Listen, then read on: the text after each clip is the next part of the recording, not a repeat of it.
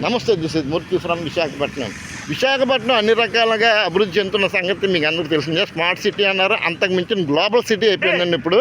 కానీ ఈ నేపథ్యంలో ఒక విషయానికి రెండు పార్శ్వాలు ఉంటాయి. రెండు కోణాలు ఆలోచిస్తే అభివృద్ధి ఒక రకంగా ఉంటుంటే మరో ప్రక్క నేటి యువతరం చాలా దుష్టమైన చర్యలతోటి వారి యొక్క భవిష్యత్తు నీరు గార్చుకుంటుందండి. ముఖ్యంగా డ్రగ్స్ అండి.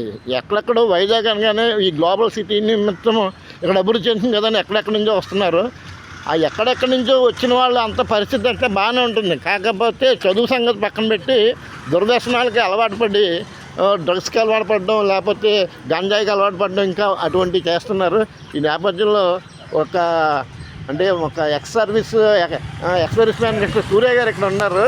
అంటే డ్రగ్స్ మీద ఒక చిన్న అవేర్నెస్, ఆయన మంచిబాటలో దగ్గర 20 సంవత్సరాలు డిఫెన్స్లో పనిచేసి ఇప్పుడు ఆయన యువతరానికి చిన్న సందేశాన్ని ఇస్తున్నారండి డ్రగ్స్ మీద. చెప్పండి sir. I'm Suryakumar, ex army, 2 years service చేశాను. యాక్చువల్లీ డ్రగ్స్ అనేది అరికట్టాలి. యువత చాలా పాడైపోతున్నారు. దీని గురించి అందరూ కొంచెం శ్రద్ధ తీసుకుని డ్రగ్స్ అనేది అరికట్టడం చాలా మంచిదని నా అభిప్రాయం. సార్, ఇప్పుడు ఎక్కడెక్కడి నుంచో చదువు నిమిత్తం ఇక్కడికి వస్తున్నారు. తల్లిదండ్రులు అంటే పిల్లల భవిష్యత్తు బాగుండాలని చెప్పి వాళ్ళు సంథింగ్ ఎంతో కొంత అమౌంట్ ఇచ్చి పంపిస్తున్నారు. కానీ ఇక్కడ దుర్వ్యసనాలు పడి డ్రగ్స్ రూపేణ వాళ్ళ జీవితాలు నాశనం చేసుకుంటున్నారు. అటువంటి వారి మీద తల్లిదండ్రుల యొక్క దృష్టి కూడా ఇక్కడ ప్రత్యేకించి ఉన్నా. నేను మా పిల్లాడికి డబ్బులు ఖర్చు పెడుతున్నాను కదా, ప్రత్యేకించి ఇంకా నాకేముండి నేను నా బాధ్యత నెరవేరిపోయిందని చెప్పి వదిలేస్తున్నారు చాలామంది తల్లిదండ్రులు కూడా వీళ్ళ మీద దృష్టి కేంద్రీకరించాలనే దాని మీద మీ యొక్క అభిప్రాయం ఏంటండి? నేను చెప్పదలుచుకుంది ఏంటంటే, పిల్లలు చదువు నిమిత్తం ఊర్లో వదిలి దాకా వస్తున్నారు. తల్లిదండ్రులకి తెలియట్లేదు వాళ్ళు ఏం చేస్తున్నారు ఏంటనేది. అండ్ దాన్ని కూడా పిల్లల కోసం తల్లిదండ్రులు కూడా ఒక కన్నేసి ఉంచాలి. పిల్లలు ఏం చేస్తున్నారు, ఎక్కడ తిరుగుతున్నారు, ఏంటి, టైంకి వస్తున్నారు, ఇవన్నీ చూసుకోవాలి. హాస్టల్లో ఉన్నా సరే పిల్లలు ఎలా ఉన్నారు అనేది వాళ్ళు కనిపెట్టుకొని ఉండాలి. పిల్లలు కూడా చదువు కోసం వచ్చినప్పుడు చదువుకోవాలి. డ్రగ్స్ కోసం మటుకు చాలా దూరంగా ఉండాలని నా అభిప్రాయం అండి. అదండి, చూడండి సార్, ఇప్పుడు పిల్లలు సాధారణంగా తల్లిదండ్రులు అందరూ ఏమంటారంటే, నేను పిల్లల కోసం కష్టపడుతున్నాను కదా, 24/7 కష్టపడుతున్నాను, వాళ్ళ జీవితం కోసం నా జీవితం త్యాగం చేస్తున్నానని చెప్పి డబ్బులు ఇచ్చి దులిపేసుకుంటున్నారేమో అని నేను అనుకుంటున్నాను. కానీ ప్రతి క్షణం పిల్లాడు యొక్క స్టూడెంట్ ఏ రకంగా నడుస్తున్నాడు, ఎక్కడికి వెళ్తున్నాడు, ఏం చదువుతున్నాడు, అప్పుడప్పుడు ఒక కాన్ఫిడెన్షియల్ రిపోర్ట్గా వాళ్ళకి తెలియకుండా అబ్జర్వేషన్ ఉంటే బాగుంటుంది అంటున్నాను. మీరేమంటారు సార్? అది మాత్రం నిజమండి. తల్లిదండ్రుల పర్యవేక్షణ మాత్రం పిల్లల మీద ఉండాలండి. ఎందుకంటే డబ్బులు ఇచ్చేసాము, వాళ్ళకి ఏదో చదువుకుంటున్నారు అనుకుంటున్నా, కానీ మన పిల్లలు బాగానే ఉంటారు.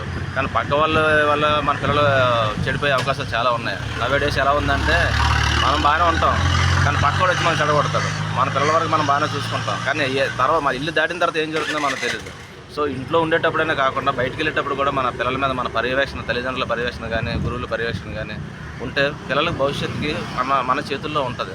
ఎందుకంటే వాళ్ళకి అంత అవగాహన ఉండదు. ఇప్పుడు ఈ టైంలో ఏది కరెక్ట్ ఏదని, ఎవరు ఏది చెప్పినా మంచి చెప్తే బేగ వింటారు, చెడు చెప్తే బేగ వింటారు పిల్లలు. అలా తయారయ్యారు ఇప్పుడు పిల్లలు. ఎవరి పిల్లలు అయినా సరే మంచి కానీ చెడు బేగగా స్ప్రెడ్ అవుతుంది. సో దానివల్ల ఏంటంటే పిల్లలు లైఫ్ జీవితం నాశనం అయిపోతుంది వాళ్ళకి.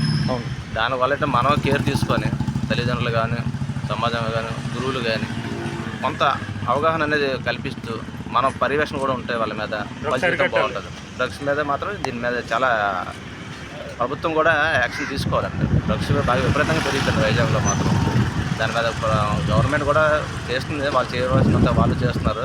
సో మన తరఫు నుంచి కూడా మనం కూడా బాధ్యతగా మన కర్తవ్యం కూడా నిర్వర్తిస్తే బాగుంటుంది నా అభిప్రాయం. ఓకే అండి. అదేండి, మనం ప్రభుత్వాలు ఎన్ని చర్యలు చేపట్టినా సోషల్ అవేర్నెస్ అంటూ అందరికీ ఉండాలి. ఈ నేపథ్యంలో అసలు ఏమంటారు? సరే అండి, ఇక్కడ చెప్పడానికి ఇబ్బంది పడుతున్నారు. ఏదేమైనప్పటికీ చదువు కోసం మన పిల్లల భవిష్యత్తు కోసం తల్లిదండ్రులు తప్పిస్తున్న తపన సరే అండి. కాకపోతే వారిపై అవగాహన నిమిత్తం ఎప్పుడు వారి మీద దృష్టి పెడుతూ ఉండాలండి. నేను డబ్బులు ఇచ్చాను కదా, నేను సదుపాయాలు కల్పించాను కదా కాకుండా వారు ఏ రకంగా మూవ్మెంట్ అవుతున్నారు. మనం 10th క్లాస్ బిలో వరకు చాలా చెయ్యి పెట్టి నడిపిస్తూ ఉంటాం. 10th దాటిన తర్వాత ఇంటర్మీడియట్, డిగ్రీ, బీటెక్ వచ్చేటప్పటికి వాళ్ళకి ఏంటంటే హాస్టల్లో జీవితం కంపల్సరీ అయిపోయింది. కానీ తప్ప చదువు కావాలంటే కొన్ని చోట్ల వేరే ఊరు వెళ్ళాల్సి వస్తుంది. అనంత మాత్రాన మనం వాళ్ళని వదిలేయకూడదు, వారిపై దృష్టి పెడుతూ ఉండాలి. ఈ రకంగా ప్రతి తల్లిదండ్రులు వారి పిల్లల మీద ప్రత్యేక శ్రద్ధ చూపిస్తారని కోరుకుంటూ, this is Murthy from Visakhapatnam. జై హింద్.